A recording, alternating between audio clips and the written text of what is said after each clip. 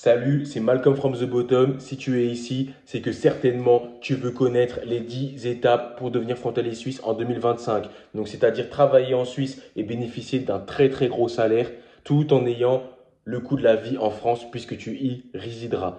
Donc, c'est parti pour les 10 étapes. L'étape numéro un, c'est virer l'entourage toxique. Qu'est-ce que je veux dire par là? En fait, si tu parles de ton projet de devenir frontalier suisse, donc pour pouvoir bénéficier de ce statut et donc gagner plus d'argent et pouvoir énormément économiser et investir, beaucoup de personnes, puisqu'ils ne sont pas motivés dans leur vie, essaieront de te en dissuader. Et ça peut être des personnes très proches de toi. Donc elles te diront par exemple qu'elles ont entendu quelqu'un qui leur aurait dit que le statut de frontalier c'est pas si avantageux que ça parce que tu ne mettrais pas tant d'argent de côté que ça. Sinon, vous aurez aussi des personnes qui vous diront qu'il y a énormément de trajets pour aller au travail.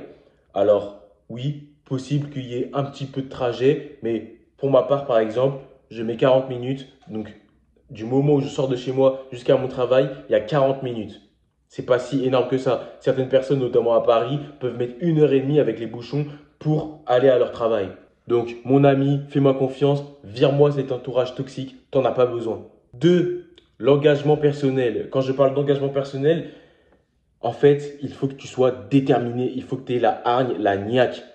Toi, tu as la chance de m'avoir, c'est-à-dire que moi et mon équipe, on peut t'accompagner de A à Z pour devenir frontalier suisse, en plus d'une formation qui est offerte. Donc, c'est un avantage, un game changer. Tu ne feras pas les mêmes erreurs que moi-même j'ai pu faire, mais il te faudra quand même de la hargne. Toutes les personnes que j'accompagne dans mon programme et dans ma formation, ils sont déterminés. Ceux qui ont trouvé, c'est ceux qui étaient réellement déterminés, qui avaient la hargne et qui n'avaient pas peur de prendre des refus. Donc, la deuxième étape, c'est de te mettre dans un mindset et prendre en compte que c'est vraiment un changement de vie. C'est pas juste le fait de gagner de l'argent, tu vas devoir déménager, tu vas devoir sortir de ta zone de confort. Donc, est-ce que tu es vraiment prêt pour ça? Si tu es prêt, reste jusqu'à la fin de la vidéo. Sinon, tu peux partir dès maintenant. 3. On rentre dans le vif du sujet, adapter son CV et sa lettre de motivation. En Suisse, le CV et la lettre de motivation, ce n'est pas pareil qu'en France. Il y a plein de normes, plein de choses à changer. Si tu ne t'adaptes pas au marché suisse, les recruteurs prendront ton CV et feront leur meilleur panier avec. Et c'est pas ce que tu veux. Toi, tu veux trouver un travail en moins de 3 mois. Et c'est ce que je t'aiderai à faire. Mais il faut que tu adaptes ton CV et ta lettre de motivation. Si tu ne sais pas comment adapter ton CV au format suisse, je suis encore une fois là pour toi. Reste jusqu'à la fin de la vidéo. Je t'expliquerai comment je peux t'aider de A à Z à atteindre cet objectif et notamment du coup modifier ton CV et ta lettre de motivation au format suisse. 4. L'erreur que beaucoup de gens font. Moi-même, j'ai pu la faire. Moi-même, je l'ai fait, les gars. La plupart des gens qui postulent en Suisse vont sur Internet, sur les plateformes classiques comme JobUp, JobCH, etc. Et en fait, ils postulent à toutes les offres. Donc, ils postulent à des offres en tant que barman, en tant que vendeur, en tant que commercial, en tant que maçon. En fait, ils postulent à tout parce qu'ils veulent juste le salaire suisse. Mais en fait, en France, c'est pareil, mais en Suisse, encore pire, on veut de la cohérence. Le recruteur ne va jamais te prendre si tu n'es pas cohérent. Donc, il faut quand même essayer de faire avec les armes que tu as acquises en France. Donc, encore une fois, je pourrais t'aider là-dessus. Et ce qu'il faut savoir, c'est que la Suisse est un petit pays. Les recruteurs peuvent très vite se connaître. Donc si un recruteur te voit postuler dans plein de jobs différents, un autre recruteur te voit postuler à plein d'autres jobs et qui se parlent, tu vas passer pour un guignol. Ils vont dire, lui, c'est un Français qui est prêt à tout pour avoir le salaire suisse. Nous, on veut pas de gens comme ça. Et encore une fois, basketball. Ton CV à la poubelle. Donc arrête de postuler à toutes les offres, ça ne sert à rien, tu ne trouveras pas un travail comme ça. 5. C'est bien beau, une fois que tu as fait toutes ces étapes, tu décroches un entretien d'embauche. Mais il faut savoir s'y préparer. Préparer l'entretien d'embauche, c'est très important. Moi-même, j'ai pu faire l'erreur de vouloir aller à un entretien d'embauche au talent. Non, les gars. Même si vous êtes un très bon orateur, ça ne passera pas. Il y a plein de choses à mettre en place. Il faut se renseigner sur l'entreprise pour que le recruteur sente que tu es déjà immergé dans l'esprit de l'entreprise, que tu es déjà imbibé de cet esprit. Il faut qu'il sente que tu es déjà en fait employable. Donc, il faut que tu te renseignes sur les valeurs de l'entreprise, sur leur mission, sur la manière de procéder. Et surtout, lorsqu'on te demande pourquoi notre société, Ne leur dis pas que parce que en Suisse, ça paye bien, donc j'ai décidé de venir travailler en Suisse. Non.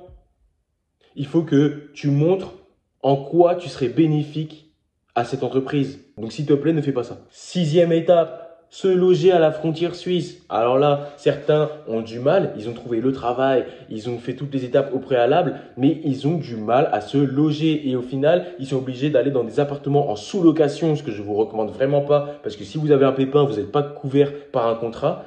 Ou alors, ils sont dans des colocations où ils peuvent être 3, 4, 5, 6. Donc, ça va bien pour un temps. Mais sur 2 mois, 3 mois, 4 mois, 6 mois, 1 an, c'est pas agréable d'aller au travail et de rentrer et d'être dans une colocation à 6 où tu n'as aucune intimité, aucune vie privée. Donc les gars, encore une fois, si vous voulez trouver un logement rapidement à la frontière suisse et pas cher en plus de ça, restez bien jusqu'à la fin de la vidéo, je vous expliquerai tout. 7. Comment gérer son salaire? Beaucoup de gens trouvent un travail en Suisse et d'un coup, ils se mettent à flamber. Ils gagnent 5 000 et à la fin du mois, il reste 0, voire certains même. C'est impressionnant. Certains sont en découvert à la fin du mois alors qu'ils gagnent 5 000 euros et qu'ils auraient pu économiser 3 000. Donc les gars, attention, quand d'un coup votre niveau de vie augmente, vous pouvez être tenté de claquer. Vos doigts vont vous brûler. Mais surtout, ne cédez pas à la tentation. C'est un réel tremplin de devenir frontalier suisse. Vous pouvez investir, vous pouvez monter un business, vous pouvez vous faire plaisir un peu aussi. Mais les gars, c'est un réel tremplin pour atteindre autre chose. Donc, soyez intelligents avec votre argent. Aussi, beaucoup de gens utilisent la méthode classique. Lorsqu'ils reçoivent leur salaire suisse, donc sur leur IBAN suisse, ils veulent le rapatrier sur leur banque française. Et du coup, la banque suisse leur met énormément de frais. Encore une fois, moi, j'ai une stratégie pour pas que la Suisse, donc que les banques suisses vous prennent des frais lorsque vous rapatriez votre salaire vers votre compte français. 8. L'assurance maladie. Il faut savoir qu'il y a un droit d'option de 3 mois. Ça veut dire que lorsque vous avez atteint le statut de frontalier, donc que vous résidez en France et vous travaillez en Suisse, vous avez que 3 mois pour trouver une mutuelle santé. Sauf que dans l'excitation et aussi dans le rush de devenir frontalier suisse, lorsque vous venez de vous installer, vous avez encore plein de choses à gérer, vous pouvez oublier de faire cela. Et si le droit d'option est passé, donc si pendant vos 3 mois, vous n'avez pas choisi une mutuelle, la mutuelle suisse vous est donnée d'office et dans certains cas, en fonction de votre métier, vous pouvez payer énormément la mutuelle, de 300 à 400 les gars. Tout ça parce que vous n'avez pas pris le temps de vous poser et de comparer les différentes mutuelles. Encore une fois, je vous aide à le faire. 9. Des détails pour devenir frontalier suisse. Donc il y a plein de petits détails à régler qu'on ne pense pas forcément au début, donc notamment comme la mutuelle, je vous ai dit précédemment. Donc, il y a plein de petits détails à régler. Par exemple, est-ce que j'ai mes congés payés et combien j'en ai? Comment bénéficier de la retraite suisse? Comment ça marche, la retraite suisse? Et en fait, il y a plein de sujets comme ça qu'il faut vraiment prendre en compte puisque ce n'est pas le même pays. La Suisse, ce n'est pas la France. Donc, il y a des choses qui changent. Ne prenez pas tout pour acquis. Et encore une fois, il faut être informé sur le sujet pour ne pas avoir de mauvaises surprises. Et enfin, 10e étape pour devenir frontalier suisse, les gars, lien dans la description de cette vidéo YouTube. Via ce lien, tu pourras avoir un appel avec moi et je t'expliquerai de A à Z comment devenir frontalier suisse en 2025 dans les détails. C'est-à-dire que moi et mon équipe, nous t'accompagnons de A à Z. Donc, nous t'aidons à faire ton CV suisse, ta lettre de motivation suisse, ta lettre de recommandation suisse, à vraiment mettre tout ton profil au format suisse et nous t'aiderons en fonction de ton profil et de là où tu veux travailler à postuler de la bonne manière parce qu'il y a énormément de manières de postuler. Et je t'explique tout ça en détail. Ça t'évitera de faire toutes les erreurs que moi-même j'ai pu faire lorsque je suis devenu frontalier suisse. En plus de ça, donc de cet accompagnement jusqu'à ce que tu trouves ton travail en Suisse, nous t'offrons une formation. Donc une formation de plus de 20 vidéos.